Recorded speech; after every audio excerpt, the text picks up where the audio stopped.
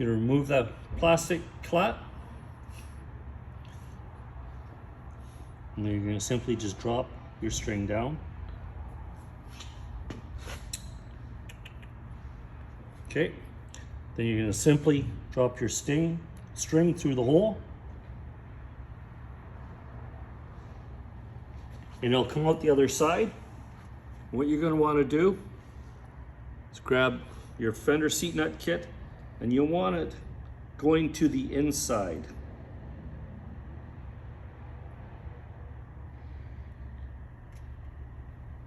And grab your washer and just tie up your washer.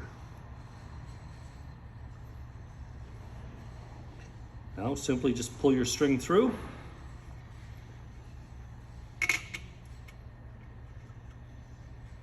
And position it.